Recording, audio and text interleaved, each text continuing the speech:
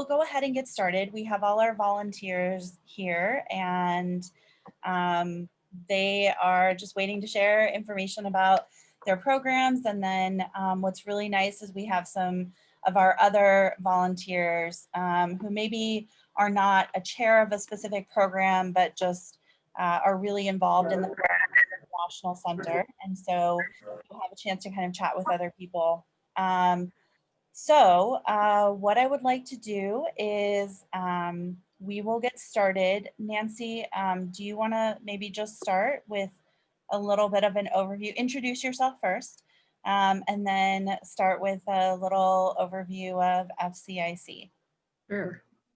Hi, everyone. I'm Nancy Sturdivant, and I work with Bronwyn in the Office of International Programs right now, but I haven't always. I've been a volunteer with Fort Collins International Center since 1993, but the Fort Collins International Center is a local nonprofit that's been welcoming international students to Colorado State and Fort Collins for more than 50 years. So the only thing we care about is meeting you and helping you adjust, get connected, find friends, answer questions. So you'll find all kinds of wonderful community members whose only interest is in learning more about you and your country and helping you feel comfortable and welcome in Fort Collins and at the university. Great, thank you so much, Nancy. And just one thing that I want to add, because, you know, maybe I think when you're here for so long, I think you this is just something that we're used to, the Fort Collins International Center, but this is actually an incredibly unique organization. There's not a lot of universities in and so I just want to make note of that. I've worked at a number of different institutions and have really not had this level of involvement in the community before. And so I just want to thank all our volunteers and let our students know what a wonderful community this is to have helping you and working with you. And they also just are able to provide so many additional services that from our office we are not able to do because, you know, we are busy with a lot of other things. And so the FCIC programs allow us to provide so many more services. So I would love to jump in and let our volunteers share with you about these programs. I'm going to type in links to each of these programs in the chat while they are talking so that if you are interested in a specific program, you can go check out that part of the website. At the end, I'll also put the general FCIC website up. But I would love to start with our conversational English classes. And so we have Karen Smith is going to chat with us. Hello there. Yes, I'm Karen Smith, and I've been working with the International Center for many, many years. And I wanted to tell you that the conversational English class started when, long ago, the graduate students brought wives who had no English. And those poor women, it was almost all women, would end up staying in their apartments because they didn't have any way to get out unless their husbands took them. Well, when that was realized, then a group of women from the International Center decided to offer classes. And we now offer 2 classes a week. We are very active on the Zooming screens. And we have 4 teachers, and we've had as many as 16 students at one time. But recently we've had maybe 10 or so. So the idea is to help you to speak English. And since most of the people who come with either as students or as spouses have some English, it's easier for us to just do conversation. We don't do a great deal of grammar and vocabulary and that kind of thing. But we do try to make it very interesting by offering many different sorts of programs. And there is always time in every class for small groups so that each person can practice their English, can actually tell us about their ideas and their interests. Part of the class is also teaching American culture. We explain our various holidays as they come up, and often we'll ask the students, how do you celebrate this holiday in different ways than we do? So we share all kinds of ideas. Anyone is welcome. And we have recently been having students, some of our students that were here initially and have left are still keeping touch with us. They come in from Turkey or Brazil, something like that. So it's been really exciting. Always in this class, we might find, looking around, that we have 5 continents represented, and that is just a wonderful experience. Many of the students love being in the class because they get to know people from all these different countries, and that's a new experience for most of them. A couple of things we've done in the last few months. We've had some visitors come and talk to us. For instance, one of the forester people came and told us about the forest fires and why they're happening, because that was a real concern of all of us, although the fires never really threatened us. But we've talked about things like, how do you celebrate your birthday, about weddings, about comparing how East and West see things in the world. So I'm very open for questions later on, and I hope that you'll consider coming. Last time we did this, some of the young men who were going to be graduate students asked if their wives could start from Brazil or wherever they were. And we said, yes, that would be fine. Great. Thank you, Karen. So we will offer an opportunity at the end of this to ask questions, but also in between each speaker. So if anyone does have a question for Karen, you're welcome to ask her now.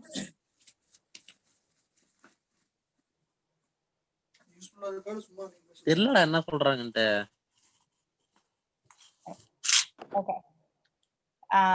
So it sounds like we don't have a question. If I'm wrong, go ahead and jump in. In that case, what we will do is move on to our next program, the Global Ambassador Student Program, or you might see it as GASP, G-A-S-P. Shortened, we love our acronyms and shortening things. So I will turn it over to Alina for her to share with you about GASP. Hey, hello everyone, and thank you for joining us today. So I'm here presenting the Global Ambassador Student Program, and I've been involved in it in different ways. Basically what it is, it's a program, well, prior to the pandemic, what happened was, people were international students or maybe had an international background, would present in local elementary schools, middle schools, and high schools, sometimes in other community centers. And the presentations could be about a variety of things, like maybe a basic overview about your culture, countries, like food, clothes, things like that, or sometimes they would be more specific. So for example, there's a middle school who specifically wanted to hear about religion from like different countries, and other times it's more broad. So it's really up to you, kind of how you want to share. And again, prior to the pandemic, there were annual events too. So some elementary schools have an international night where they bring basically all the speakers all together on one night, and they put them in different rooms. And then the kids have these little passports and they walk around to each room and they hear what you have to say. A lot of people would have an activity because they're younger kids, or food as well. And there would be like a performance as well, and a kind of parade of nations afterwards. And then smaller annual events too, like morning ones as well.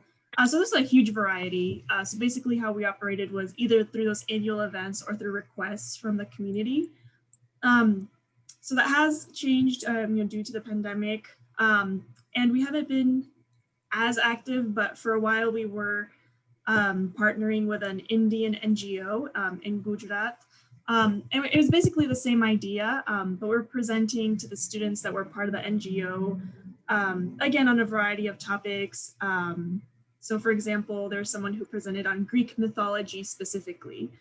So it can be a topic that you like too. So it doesn't just have to be, you know, the basic things. So you can make it anything you really want it to be, or maybe teach a dance or craft, things like that. So we kept that on weekly for a while, and then like a little less. But really, you know, we're open to new ideas and new perspectives. So, you know, if you want to join as a presenter or maybe in more of a leadership role, that would be great. You know, we can do some outreach to different schools if you're interested. There is a bilingual school in town as well, and we did a virtual presentation for them too. That was a little more broad on multiculturalism. So there's a lot of opportunity, not just to teach about your culture, but about multiculturalism or intercultural communication or any, you know, perspectives you'd like to share. So yeah, that's all I have to say. I've presented as well on Puerto Rico mostly and Mexico.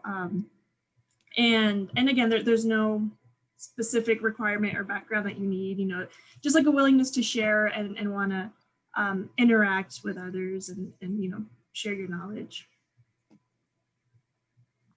Great. Thank you, Alina. Does anyone have any questions for Alina?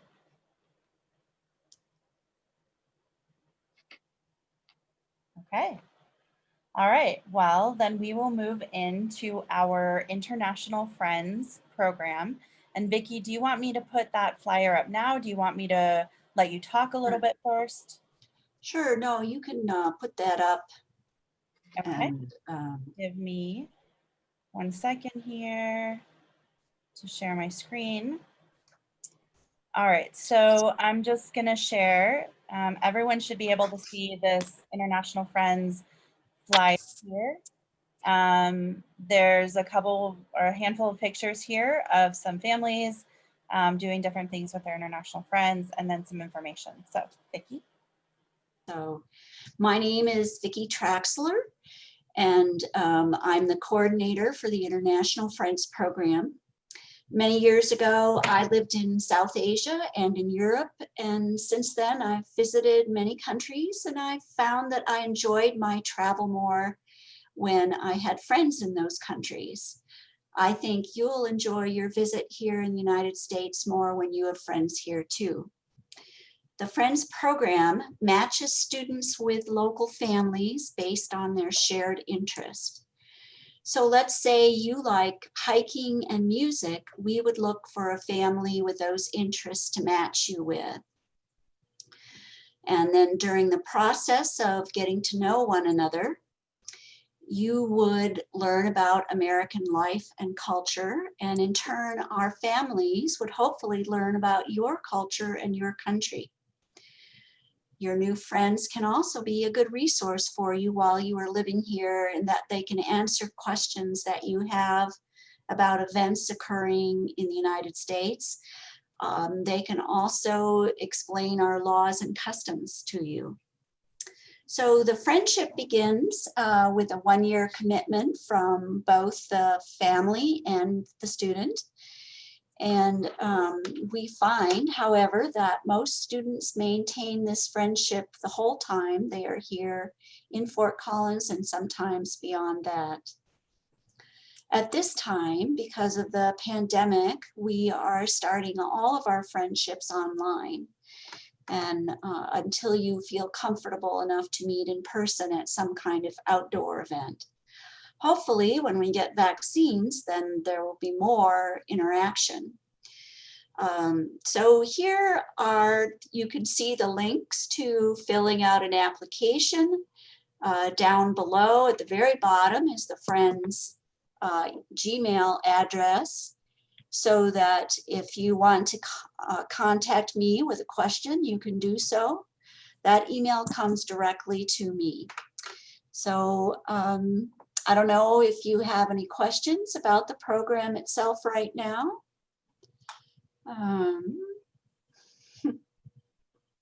Please go ahead if you do. So So I went ahead and stopped that share, but I did put up the link, the direct link to the International Friends website. So if anyone does want to sign up or wants to get more information, you can click on that link and that'll give you all those links as well. But yes, if you have any questions for Vicki about the program, please feel free to unmute yourselves and hop on. Okay. All right, so for our next one, I know I saw Marge here. There she is. So Marge is going to talk about our International Friends program, or sorry, not International Friends, International Women's Club, I'm sorry, as well as some other support services from the Fort Collins International Center. So Marge. Hello, everyone. I'm Marge. I've lived in Fort Collins almost 6 years and been part of FCIC for 5 years. I have lived in 7 countries and I moved here from Bangladesh. And I have learned that how hard it is to move each time and how helpful it is when someone becomes your friend or just a helper. And so the International Women program has women that are spouses and women students if they have time to join. And we meet right now on Zoom, and we serve as a resource for the women if they're interested in childcare, jobs, social activities, handicrafts, whatever they want. Our leader currently is one of our women who moved last year to Romania, and she is running our show from there. She's quite creative and she has a lot of experience because she's been here over 5 years. Conversation English class, அப்புறம் cultural class, international friends, American friends பிடிக்கிறதுக்கு ஒரு group இருக்கான். அந்த குரூப்ல இந்த link press பண்ணா அது ஒரு இது வரும். அது நம்பர்லாம் மெயில் பண்ணனா மெயில் ஐடி எல்லாம் அனுப்பிச்சனா அவங்கள கான்டாக்ட் பண்ணாங்க என்ன ஏது எப்படின்னுட்டு. If you could just make sure if you're not talking to mute. Okay, Marge, go ahead. Hopefully that works. Okay. So anyway, we do like having new women join us, and you will be able to do that whether you're here or not because we're already Zooming. So we can be a big resource for you. And if you have any questions even now, then feel free to ask, like schools or what you need to bring for here, things like that. And my next topic is just generally how FCIC volunteers help people when you arrive. So as soon as we receive word from the office, from the international office, then we pretty much spring into action, and whatever